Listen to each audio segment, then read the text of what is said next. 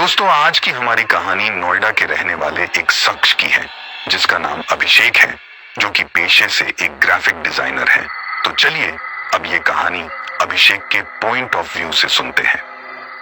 दोस्तों, मेरा नाम अभिषेक है और मैं नोएडा का रहने वाला हूँ। आज जो डरावनी कहानी मैं आप लोगों के साथ शेयर करने जा रहा हूँ वो उस वक्त की है जब मैं नोएडा के ही एक ऑफिस में काम किया करता था। दरअसल जब मेरे साथ वो डरावनी घटना हुई उस वक्त मुझे उस ऑफिस में काम करते हुए यही कोई 2 से 3 महीने का समय हुआ था। उससे पहले मैं एक दूसरी कंपनी में काम किया करता था, लेकिन वहां पर कुछ पेमेंट का इशू होने की वजह से मैंने उस कंपनी को छोड़ दिया था और उसके बाद मैंने इस कंपनी में इंटरव्यू देकर यहाँ पर अपनी जॉब ले ली थी। लेकिन इस कंपनी में काम शुरू करने से पहले मुझे इस चीज का बिल्कुल भी अंदाजा नहीं था कि कंपनी के द्वारा मुझे जिस ऑफिस में अपॉइंट किया जा रहा है उस ऑफिस में आगे चलकर मेरे साथ एक ऐसी घटना होगी जिसके होने के बाद मुझे ये कंपनी भी हमेशा हमेशा के लिए छोड़नी ही पड़ेगी। अब मेरे साथ जिस कंपनी के ऑफिस में वह डरावनी घटना हुई थी, मैं उस कंपनी का नाम तो आप लोगों को नहीं बता सकता,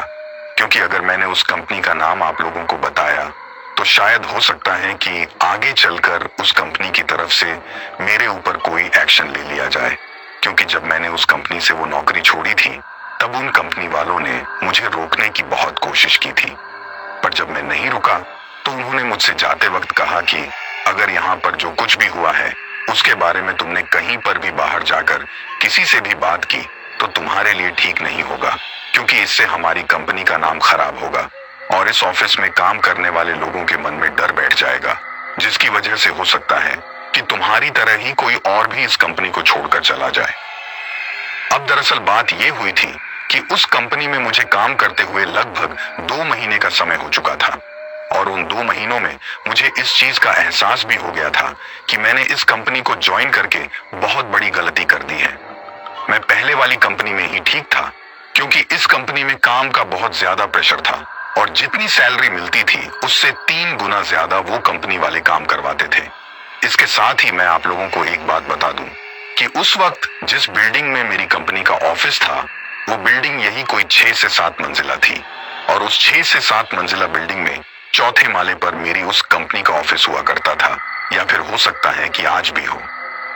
6 से 7 मंजिला बिल्डिंग होने के बावजूद भी उस पूरी बिल्डिंग में कोई भी लिफ्ट की सुविधा नहीं थी। सभी लोगों को सीढ़ियों से होकर ही ऊपर आना जाना करना पड़ता था। इसके साथ ही दूसरी बात यह कि उस कंपनी के लोग बहुत ज्यादा कंजूस थे।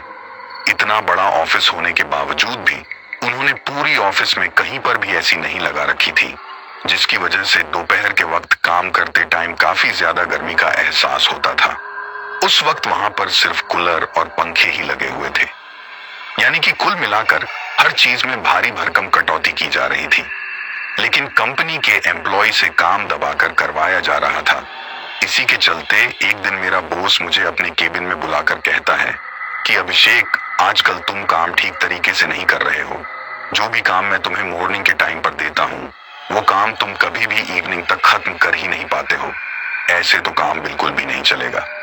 तो मैं अपने बॉस से कहता हूँ कि आप काम देते ही इतना ज्यादा हो कि वो शाम तक खत्म हो ही नहीं पाता। इसके साथ ही उस दिन मुझे अपने बॉस से छुट्टी की भी बात करनी थी, क्योंकि अगले दिन मुझे अपनी नानी के घर जाना था,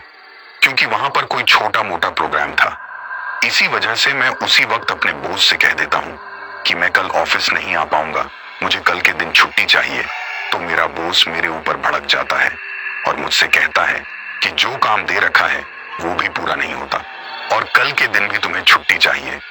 जब मैं काफी देर तक उसे समझाने की कोशिश करता हूँ तो वो मुझे कहता है कि मैं तुम्हें छुट्टी देने की परमिशन तो दे सकता हूँ, लेकिन तुम्हें कल का काम आज ही कंप्लीट करके जाना होगा। सिर्फ इसी शर्त पर मैं तुम्हें छुट्टी दे सकता हूँ। जब बॉस ने मुझे यह बात कही तो मैं कुछ देर तो वहीं पर खड़ा खड़ा सोचता हूँ और फिर उनसे कह देता हूँ कि ठीक है,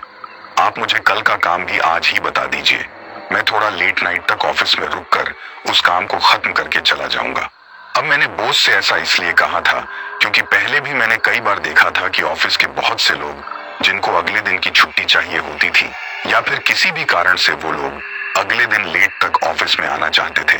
तो वो पहले दिन ही ऑफिस में रुककर देर रात तक काम किया करते थे। अब उस दिन ऑफिस में बॉस के केबिन में उनसे बात करते वक्त मैंने सोचा कि शायद आज भी 2-4 लोग तो रुक ही जाएंगे, साथ मैं भी रात में रुककर यहाँ पर काम कर लूंगा। लेकिन उस दिन जैसे ही ऑफिस की छुट्टी हुई तो धीरे धीरे एक एक करके सभी लोग ऑफिस से निकल गए और बॉस तो दिन के समय मुझे काम बताकर ही पता नहीं कहाँ चले गए थे। अब शाम के लगभग 6 बज चुके थे और उस वक्त ऑफिस में सिर्फ मैं अकेला ही अपने डेस्क पर बैठा बैठा काम कर रहा था। तभी जो ऑफिस का वॉचमैन था वो मेरे पास आता है और मुझसे कहता है कि साहब, आज आप घर पर नहीं जा रहे हो क्या? बाकी के सभी लोग तो चले गए हैं। उस वक्त मेरा काम में इतना ज्यादा ध्यान था कि मुझे तब तक पता ही नहीं चला था कि मेरे अलावा ऑफिस में कोई भी नहीं बचा है। वो तो वॉचमैन ने मुझे वो बात बताई तो मैं अचानक से खड़ा होकर पूरी ऑफिस में नजरें घुमाकर देखता हूँ। उस वक्त तक पूरा ऑफिस बिल्कुल खाली पड़ा हुआ था और अब धीरे धीरे चारों तरफ अंधेरा भी पसराने लगा था, क्योंकि अब 6 बजे से ज्यादा का समय हो चुका था और थोड़ी ही देर में रात होने वाली थी। तो मैं उस वॉचमैन से कहता हूँ कि आज मैं देर रात तक यहीं पर काम करूंगा, इसी वजह से आप ऑफिस के मेन गेट को बाहर से लॉक मत करना। मेरे ऐसा कहने पर वो वॉचमैन मुझसे कहता है कि ठीक है साहब, आप जिस वक्त घर पर जाओ उस वक्त मुझे बता देना, मैं बिल्डिंग के मेन गेट पर ही बाहर बैठा रहूंगा। उसके बाद वो बात कहकर वॉचमैन वहां से चला जाता है और मैं फिर से अपने काम में लग जाता हूँ। अब मुझे काम करते हुए काफी ज्यादा समय हो चुका था और कब रात के 11 से 11:30 बज गए थे इसका मुझे पता ही नहीं चला, क्योंकि उस वक्त मैं काम में इतना ज्यादा मग्न था कि मुझे बीतते हुए समय का पता ही नहीं चल रहा था। मैं काम में इसलिए इतना ज्यादा मग्न था क्योंकि मुझे जितना जल्दी हो सके उतना जल्दी उस काम को खत्म करके वहां से निकलना था। अगला दिन भी मेरे लिए कोई आराम करने वाला नहीं होने वाला था, बल्कि काफी लंबा ट्रैवल करके मुझे अपनी नानी के घर भी जाना था। अब जैसे ही रात के लगभग 11:30 से 12 बजे के बीच का समय होता है तो काम करते करते अचानक से ही मैं देखता हूँ कि मेरे बगल में रखी हुई जो प्रिंटिंग मशीन है, जिसको आम भाषा में फोटोकॉपी की मशीन भी बोला जाता है, उसके कागज खत्म हो गए हैं। यानी कि उसके नीचे जो कागज लगाया जाता है जिसके ऊपर प्रिंट होता है, वो वाले कागज उस मशीन में खत्म हो गए थे। अब यह चीज देखते ही मैं सोचता हूँ कि अब मेरे को उठकर इस मशीन के कागज लाने पड़ेंगे, क्योंकि उस वक्त मैं एक फाइल तैयार कर रहा था जो कि अगले दिन सुबह होने से पहले मुझे बॉस के केबिन में पूरी तैयार करके रख कर जानी थी। इसी वजह से मैं उस वक्त वहां से उठता हूँ और उस मशीन में डालने वाले उन फोटोकॉपी वाले कागजों की तलाश में ऑफिस में इधर उधर देखने लगता हूँ कि वो कागज कहाँ रखे हुए हैं, क्योंकि उस वक्त मैं उस ऑफिस में थोड़ा नया नया ही था और मुझे चीजों का इतना ज्यादा पता नहीं था कि कौन सी चीज कहाँ पर रखी जाती है। एक पल के लिए तो मैंने सोचा कि मैं वॉचमैन को जाकर ही पूछ लेता हूँ, शायद उसको पता हो, लेकिन फिर मैं सोचता हूँ कि ऑफिस की चीजों का वॉचमैन को कैसे पता हो सकता है, और इतना नीचे सीढ़ियों से उतरकर मैं जाऊंगा और फिर से वापस ऊपर आऊंगा तो उसमें तो काफी ज्यादा समय लगेगा, तो क्यों ना मैं ही थोड़ा देख लेता हूँ। उस वक्त तक मैंने ऑफिस की जो बड़ी वाली लाइट थी उन सभी लाइटों को बंद कर दिया था, क्योंकि रात के वक्त मुझे लाइट आंखों में काफी ज्यादा चुभती है। मैंने सिर्फ ऑफिस में जो हल्की वाली लाइट थी जो कि नाइट शिफ्ट के वक्त काम में ली जाती थी, उसी लाइट को मैंने चालू कर रखा था। तो उस वक्त ऑफिस में इतनी ज्यादा रोशनी भी नहीं थी और उस हल्की सी रोशनी में मैं ऑफिस के एक कोने में जाकर एक अलमारी में अभी कुछ कागजों को देख ही रहा था कि तभी अचानक से मुझे ऑफिस का जो मेन गेट था उसके खटखटाने की आवाज आती है। उस आवाज को सुनकर ऐसा लगता है कि जैसे कोई बाहर से उस दरवाजे को खटखटा रहा हो। शुरू में तो जब पहली बार मुझे वो आवाज सुनाई देती है तो मैं सोचता हूँ कि कौन है जो इतनी रात को परेशान करने के लिए आ गया है, पहले ही मुझे घर जाने में इतनी देर हो रही है। तो उस वक्त मैं उस चीज को नजरअंदाज करके फिर से उस अलमारी में उन कागजों को ढूंढने के लिए लग जाता हूँ। लेकिन कुछ ही देर बाद फिर से वो आवाज आती है और इस बार वो आवाज लगातार आती ही रहती है। अब उस वक्त इतनी घनी रात को जब पूरा ऑफिस खाली पड़ा था तो वो आवाज मुझे काफी ज्यादा सुनाई भी दे रही थी, क्योंकि वह उस वक्त पूरे ऑफिस में काफी ज्यादा गूंज रही थी, जिसकी वजह से मैं उन कागजों को ढूंढना छोड़कर मेन गेट की तरफ जाता हूँ। और गेट के पास जाते ही जैसे ही मैं दरवाजा खोलता हूँ तो मुझे दरवाजे के बाहर कोई भी दिखाई नहीं देता है। फिर जब कोई भी दिखाई नहीं देता है तो मैं वापस से उस दरवाजे को बंद करके अभी थोड़ा अंदर की तरफ आया ही था कि तभी फिर से उस दरवाजे से वही खटखटाने की आवाज आने लगती है। मैं सोचता हूँ कि शायद मेरे साथ कोई मजाक कर रहा है, तो मैं थोड़ा अपने कदमों को धीरे धीरे उस तरफ ले जाते हुए कुछ देर तक उस दरवाजे के पास ही जाकर खड़ा हो जाता हूँ। और उस वक्त मैं काफी देर तक उस दरवाजे के पास खड़ा रहता हूँ। जब मैं वहां पर खड़ा था तब भी लगातार बाहर से उस दरवाजे को कोई खटखटा रहा था। उस वक्त मैंने सोचा कि अगर मैं बाहर की तरफ जो कोई भी है उसको इस बात का एहसास कराऊंगा कि मैं इस दरवाजे के पास उसको खोलने के लिए आ रहा हूं, तो शायद वो फिर से कहीं छुप जाएगा। लेकिन इस बार जब बाहर की तरफ से कोई दरवाजा लगातार खटखटा रहा था, तो खटखटाते टाइम ही अचानक से मैं अपने हाथ को दरवाजे पर रखता हूं और एक झटके के साथ उस दरवाजे को खोल देता हूं। लेकिन जैसे ही मैं झटके के साथ उस दरवाजे को खोलता हूं, तो दरवाजे को खोलते ही मेरी आंखें फटी की फटी रह जाती हैं और मेरा गला अचानक से पूरा का पूरा सूख जाता है, क्योंकि उस वक्त मैंने उस दरवाजे को अचानक से झटके के साथ खोलते ही अपनी आंखों के सामने कुछ ऐसा देख लिया था जिसको देखते ही मेरी फट के हाथ में आ गई थी। और उस वक्त मुझे समझ में नहीं आ रहा था कि जो कोई भी ये मेरे सामने खड़ा है ये कौन है, क्योंकि उस वक्त जैसे ही मैंने उस दरवाजे को खोला तो झटके के साथ उस दरवाजे को खोलते ही मुझे अपनी आंखों के सामने एक औरत खड़ी हुई दिखाई देती है, जो कि दिखने में काफी ज्यादा गंदी लग रही थी। लेकिन उस वक्त वो सिर्फ गंदी ही नहीं बल्कि बहुत ज्यादा डरावनी भी लग रही थी। उस वक्त उसने एक साड़ी पहन रखी थी जो कि जगह जगह से फटी हुई थी।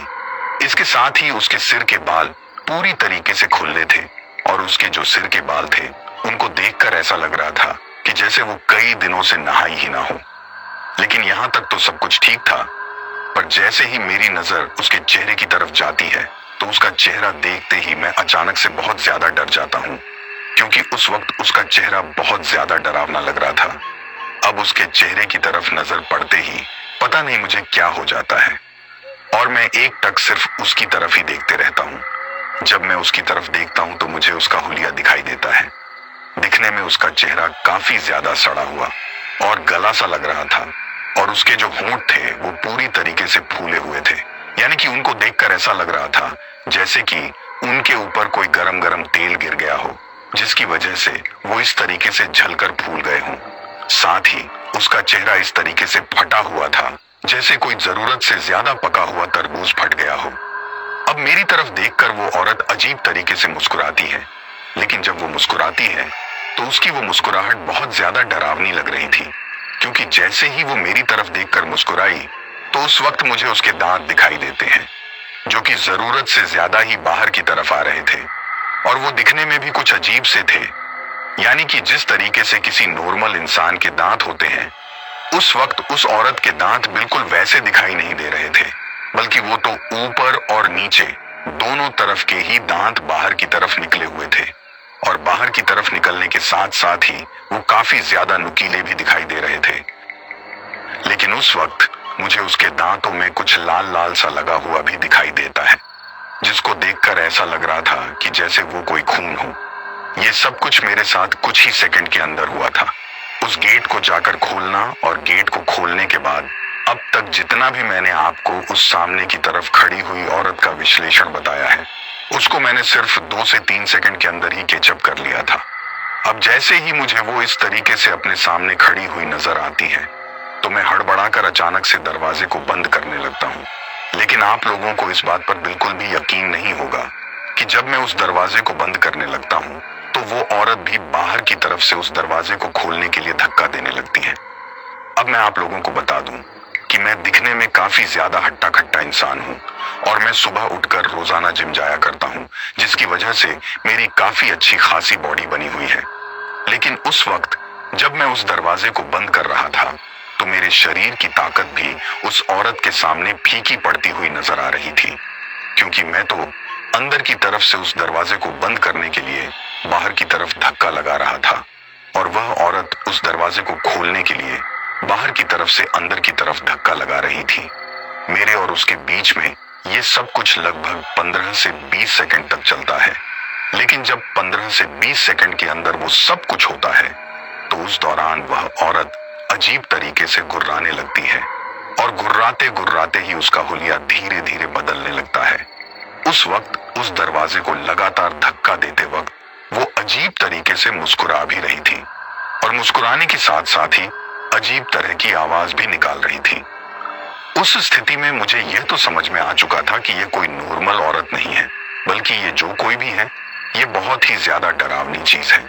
इसी वजह से मैं अपने आप को उस औरत से बचाने के लिए उस वक्त अपने शरीर का पूरा जोर लगाकर उस दरवाजे को बंद करने की कोशिश कर रहा था।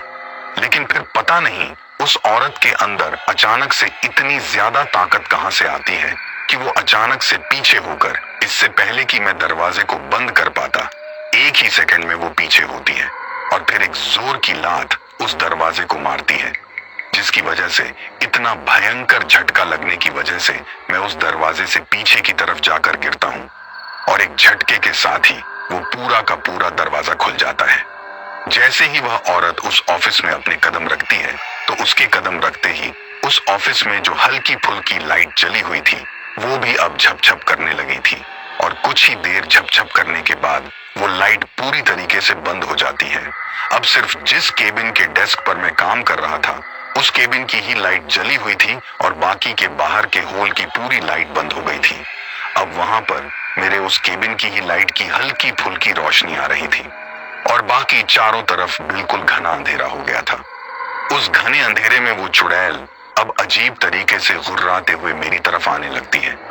उस वक्त मैं नीचे जमीन पर पड़ा हुआ था। अभी मैं वहां से उठने की कोशिश कर ही रहा था कि तभी वो चुड़ैल अपने कदमों को तेज गति के साथ मेरी तरफ बढ़ाने लगती है। अब जब वो मेरी तरफ आ रही थी, तो अंधेरे में उसका वह रूप और भी ज्यादा डरावना हो गया था। उस वक्त उसकी आंखें पूरी तरीके से चमक रही थीं।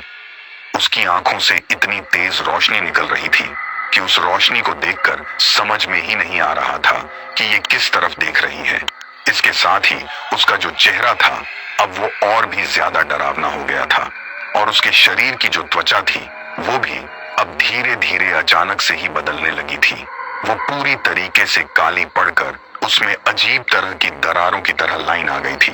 कुल मिलाकर उस वक्त वो किसी चुड़ैल से कम नहीं लग रही थी और उस वक्त तक मुझे यह अंदाजा भी हो गया था कि ये कोई चुड़ैल या फिर डायन ही है, जो कि आज मुझे अकेले इस ऑफिस में काम करते हुए देखकर मेरा शिकार करने के लिए शायद यहाँ पर आ गई है।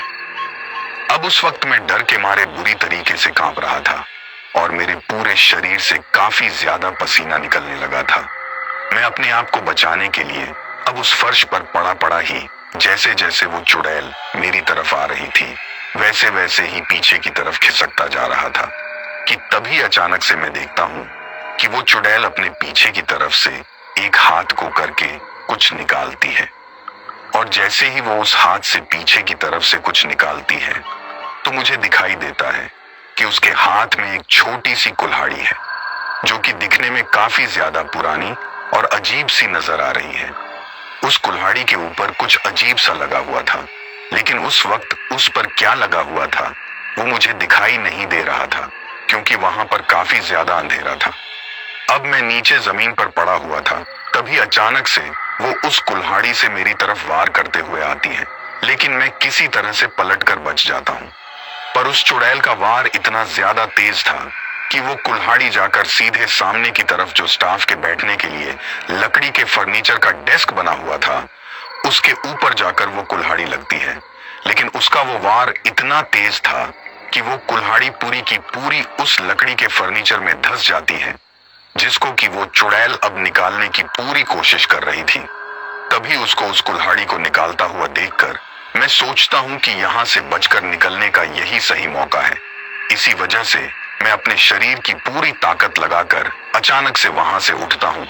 और बाहर की तरफ जो मेन दरवाजा था, उसकी तरफ दौड़ लगाता हूँ। लेकिन जैसे ही मैं बाहर की तरफ दौड़ने लगता हूँ, तो वो चुड़ैल पलटकर मेरी तरफ देखती है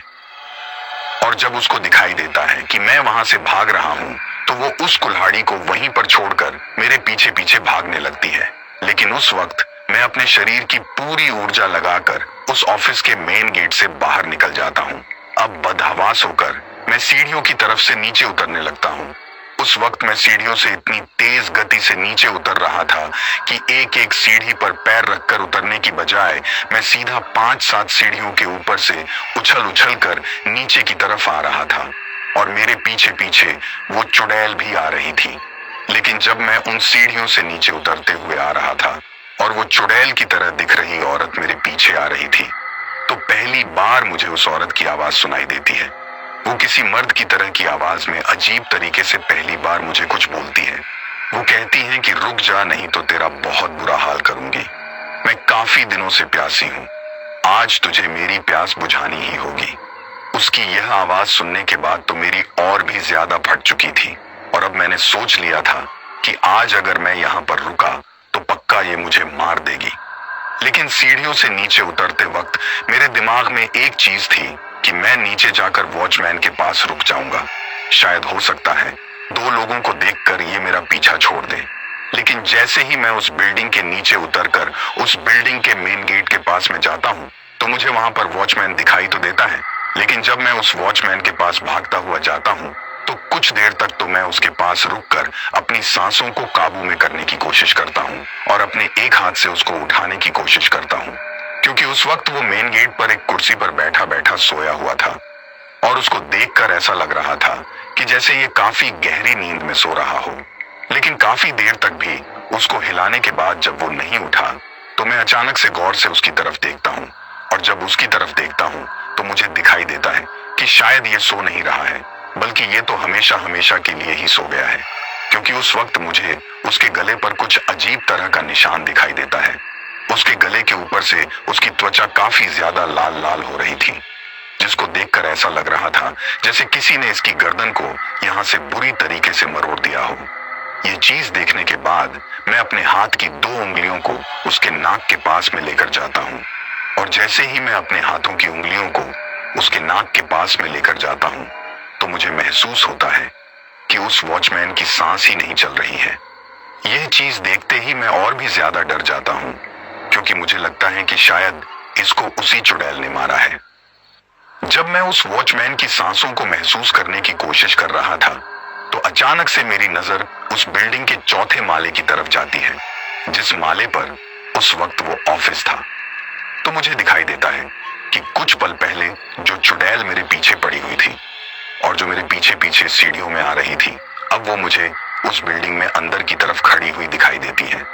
अब आप लोग सोच रहे होंगे कि वो वहां से मुझे कैसे दिखाई दे रही थी, तो मैं आपको बता दूं कि उस बिल्डिंग में सामने की तरफ पूरी की पूरी बिल्डिंग में ही शीशा लगा हुआ था और उस शीशे के अंदर से ही मुझे वो औरत खड़ी हुई दिखाई दे रही थी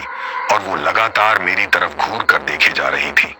अब उस वॉचमैन को वहां पर मरा हुआ देखकर मैं बदहवास होकर वहां उस बिल्डिंग के ग्राउंड से बाहर की तरफ रोड पर भागकर आ जाता हूँ।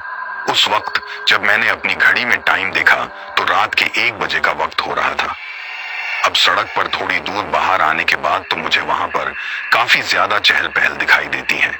और कुछ टैक्सी और ऑटो वगैरह भी चलते हुए दिखाई देते हैं, क्योंकि वो नोएडा है और वहां पर दिन की तरह ही रात में भी सड़क पर काफी ज्यादा साधन चलते रहते हैं। इसी वजह से मैं एक टैक्सी वाले को हाथ देता हूँ और उस टैक्सी में बैठकर फटाक से वहां से निकल जाता हूँ। उस रात में पूरी रात सो नहीं पाया था, लेकिन सुबह होते ही अचानक से मेरे पास बॉस का फोन आता है और वो मेरे ऊपर काफी ज्यादा चिल्लाने लगता है। लेकिन जब मैं थोड़ी हिम्मत करके तैयार होकर सुबह ऑफिस जाता हूँ और ऑफिस जाकर बॉस को और बाकी के सभी स्टाफ को पिछली रात को मेरे साथ वहां पर जो कुछ भी हुआ वो सब बताता हूँ, तो किसी को भी मेरी बात पर यकीन नहीं होता है। तभी स्टाफ में से कुछ लोग कहते हैं कि ऑफिस में सीसीटीवी लगा हुआ है, आप उसमें देखिए कि क्या सच में इसके साथ ऐसा कुछ हुआ था। तो जब बॉस उस सीसीटीवी फुटेज में देखने की कोशिश करते हैं तो वो भी इस चीज से हैरान हो जाते हैं कि जिस वक्त की बात मैं उन लोगों को बता रहा था उस वक्त की सीसीटीवी फुटेज ही सिस्टम से गायब थी। यानी कि उस वक्त सिर्फ स्क्रीन पर कुछ सफेद सफेद सा आ रहा था और कुछ भी दिखाई नहीं दे रहा था। लेकिन जिस वक्त से वो सीसीटीवी फिर से चालू होता है उस वक्त कुछ 3 से 4 सेकंड के लिए ऑफिस के मेन गेट की तरफ से बाहर की तरफ एक औरत जाती हुई दिखाई देती है। मतलब उस सीसीटीवी फुटेज के सिस्टम से लगभग 1.5 से 2 घंटे की सीसीटीवी फुटेज गायब थी और जिस वक्त से अचानक से वो फुटेज अपने आप ही चलने लगती है उस वक्त से कुछ सिर्फ 3 से 4 सेकंड के लिए ही ऑफिस का जो मेन गेट था उस मेन गेट वाले कमरे में एक औरत ऑफिस के अंदर से बाहर की तरफ जाती हुई दिखाई देती है। उस चीज को देखकर कुछ लोगों को मेरी बात पर विश्वास भी होता है और बॉस भी इस बात को सोचने पर मजबूर हो जाते हैं कि इतनी रात को आखिर ये औरत कौन थी जो ऑफिस के अंदर आई थी। जब उस दिन मेरे साथ वो घटना हुई तो किसी तरह हिम्मत करके ऑफिस के एक दो लोग और भी ऐसे सामने आए जिन्होंने वहां पर सभी को बताया कि जब वो लोग भी रात के वक्त ऑफिस में काम करने के लिए रुके थे तो उनको भी कोई औरत ऑफिस के बाहर खड़ी हुई दिखाई दी थी, लेकिन उनके साथ कभी भी वैसी घटना नहीं हुई थी जितनी भयंकर और डरावनी घटना मेरे साथ हुई थी। अब आप लोगों को इससे भी ज्यादा डरावना किस्सा में एक ये बताता हूं कि जब हम लोग ऑफिस के बॉस वाले केबिन में वो सीसीटीवी फुटेज देख रहे थे तभी अचानक से वहां पर एक शख्स आता है और वो आकर बोलता है कि क्या हुआ साहब, आपने मुझे बुलाया। अब जैसे ही मुझे वह आवाज सुनाई देती है और मैं उस शख्स की तरफ देखता हूं तो मैं अचानक से उछलकर बॉस की तरफ चला जाता हूं, क्योंकि उस वक्त वहां पर और कोई नहीं बल्कि वही वॉचमैन आया था जो पहली रात को मुझे वहां उस कुर्सी पर मरा हुआ मिला था। उसको देखते ही मुझे इस तरीके से डरता हुआ देखकर सभी लोग मुझसे पूछते हैं कि क्या हुआ, तुम इस तरीके से डर क्यों गए। तो मैं उन लोगों को वो बात भी बताता हूं कि कल रात को मुझे ये वॉचमैन मरा हुआ मिला था। तो मेरे मुंह से ये बात सुनते ही वो वॉचमैन मेरे ऊपर चिल्लाने लगता है कि आप कैसी बात कर रहे हो साहब, अभी तो घर पर मेरे छोटे छोटे बच्चे हैं और आप मुझे अभी से मरा हुआ बता रहे हो। तो ऑफिस के भी बाकी के लोग मुझे कहते हैं कि अभिषेक शायद तुम्हारा थोड़ा दिमाग खराब हो गया है, ये इंसान हम सभी लोगों के सामने बिल्कुल सही सलामत खड़ा है, तो फिर ये कल रात को तुम्हें मरा हुआ कैसे मिल सकता है। उस वक्त मुझे भी वह चीज समझ में नहीं आ रही थी कि आखिर ये सब कैसे हो सकता है, लेकिन जब वो वॉचमैन वहां से जा रहा था तो जाते वक्त मेरी और उसकी नजर मिलती है और वहां से जाते वक्त वो मेरी तरफ देखकर अजीब तरीके से मुस्कुराता है। वो बिल्कुल उसी तरीके से मुस्कुराता है जिस तरीके से पहली रात को वो चुड़ैल मुस्कुरा रही थी। वो बाहर की तरफ जाते वक्त काफी बार पलट पलट कर मेरी तरफ देखता है और जितनी बार भी पलट कर मेरी तरफ देखता है तो उसके चेहरे पर मुझे वही मुस्कान दिखाई देती है। अब आप लोग कमेंट करके बताना कि वो सब क्या था। मुझे तो आज तक भी वो चीज समझ में नहीं आई है, लेकिन मैंने दूसरे दिन से ही उस ऑफिस में जाना बंद कर दिया था, क्योंकि रात के हादसे से भी ज्यादा मेरे लिए डरावनी चीज ये हो रही थी कि मरा हुआ वॉचमैन फिर से जिंदा कैसे हो सकता था। और अगर वो मरा भी नहीं था तो उस दिन जब वो ऑफिस में आया तो बार बार मेरी तरफ देखकर उस तरीके से क्यों मुस्कुरा रहा था, और उसकी वो मुस्कुराहट भी मुझे काफी ज्यादा कातिलाना लग रही थी। लेकिन 2 से 3 दिन बाद मुझे उस ऑफिस में काम करने वाले ही कुछ लोगों से एक बात पता चलती है। वो लोग थे जो कि ऑफिस में मेरे एक फ्रेंड सर्कल के अंदर आते थे। उनमें से कुछ लोगों ने मुझे बताया कि जब इस बिल्डिंग का निर्माण हो रहा था, यानी कि जब ये बिल्डिंग बन रही थी, तो यहाँ पर काम करते वक्त एक औरत की मौत हो गई थी जो कि इसी जगह पर मजदूरी करने के लिए आई थी, और मजदूरी करते टाइम ही किसी हादसे के दौरान उस औरत की मौत हो गई थी। और कई बार ऐसा सुना है कि आज भी इस बिल्डिंग में उस औरत की आत्मा भटकती है। तो क्या उस रात भी वो उसी औरत की आत्मा थी? तो दोस्तों, ये थी हमारी आज की कहानी आपको कैसी लगी ये आप मुझे कमेंट बॉक्स में कमेंट करके जरूर बताना।